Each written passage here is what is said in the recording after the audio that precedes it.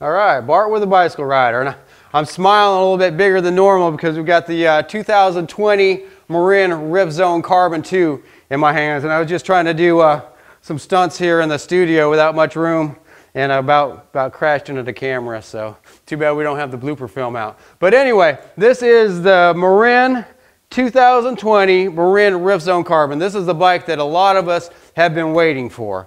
And for good reason. Now that I'm seeing it, it is really a awesome looking bike, and you can just tell that the quality and the technology that went into making this bike. You know, Marin is a bicycle company founded by bicycle riders, and they have to be proud of what they've done with this bike. This is a complete unidirectional carbon fiber monocoque frame.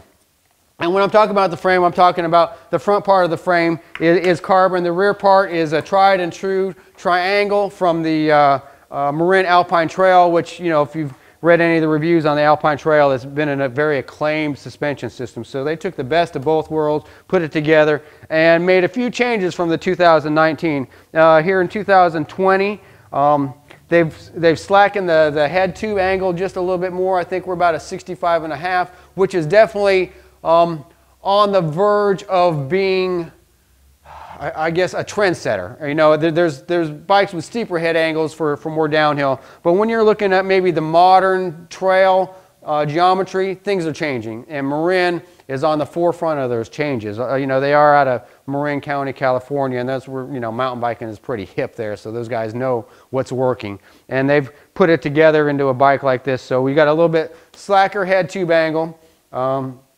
Short chain stays. Short chain stays will make things just lively and pop. I mean, you see these guys in these videos, man, like Burner, just popping these corners, and you know, that's how they're doing it. They got a really short chain stay angle. The neck here, the cockpit is real short, so it's easy to pull up and control in the air. You know, they've got these trail bikes dialed in, and I think you're seeing a lot more movement to trail bike because you know, for a while everything was about speed and cross country, and of course, you know, that's where my heart is, so I love speed and cross country. But after spending 2019 on the 2019 Rift Zone 2 aluminum model, you know, it really put a smile to my face and let me see just how much and how capable a trail bike can be. And you know, a lot of times first thing people do, you know, is they want to pick up my bike to see how light it is. And that's not the point of a bike, you know, anymore. It's not about light, it's about how well it rides. Where, wow, this bike is pretty light. But I guess that's what the carbon fiber is compared to, you know, my aluminum frame.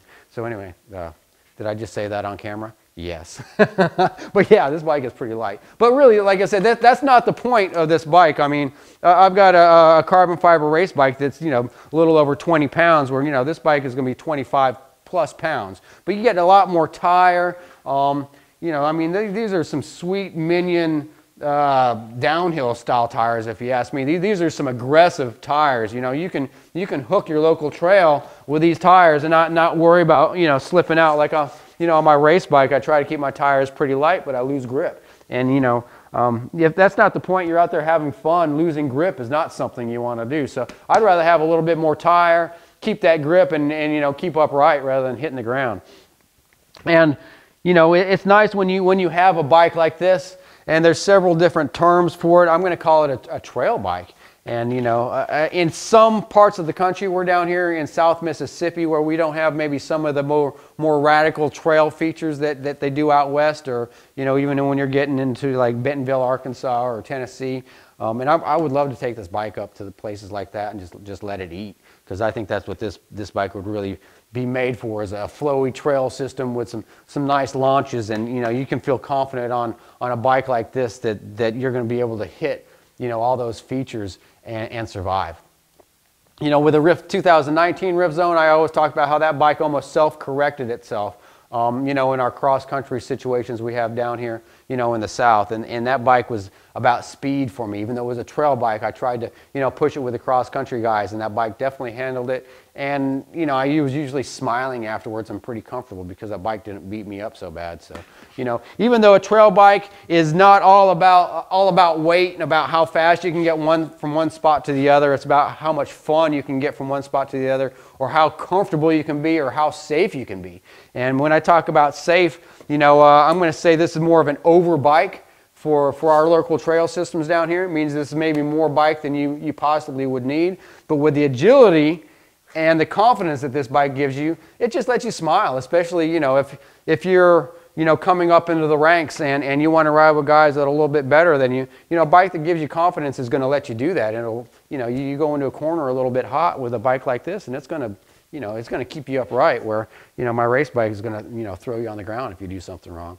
So, you know, over biking is definitely something that's fun. And if, you know, if you take a bike like this out to, you know, a bike park, you know, we could actually call that under biking. And that's a term I've heard recently, and I think that's a pretty cool term. And it's nice to, you know, have a bike that is capable of hitting those big launches without having 150, 160 millimeters of travel. And when you're talking about travel, I've got 130 up front, 125 in the back, all controlled by some real nice Fox shocks. And you can look at the Fox manuals about the shocks, but just know this is a high-end shock with the capabilities to let you catch about as much air as you want to catch off or launch about, you know, any of the big jumps.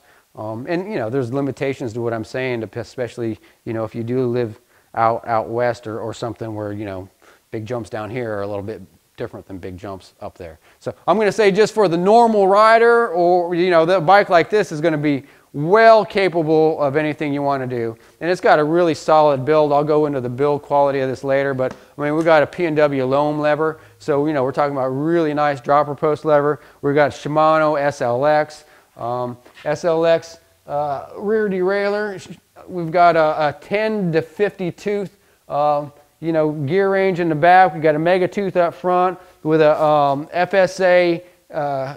FSA crank. So I mean, this bike is made to go. It's got a threaded bottom bracket, you know, which is nice, and then no more of that press fit. So you know, this bike is solid, and for the money, $4,300. I mean, you are going to get a lot of bike for that money. You know, where you're talking about some bikes that are $5,000 or $6,000, you know, with this same build, and you know, roughly about the same type of you know, frame situation. So, you know, for half of what you're going to buy a lot of the other high-end bikes for, I mean, this bike is ready to compete with any of those guys. I mean, we got a really nice Diddy, you know, handlebars. You buy a bike like this and you don't have to upgrade. I mean, it's ready to go.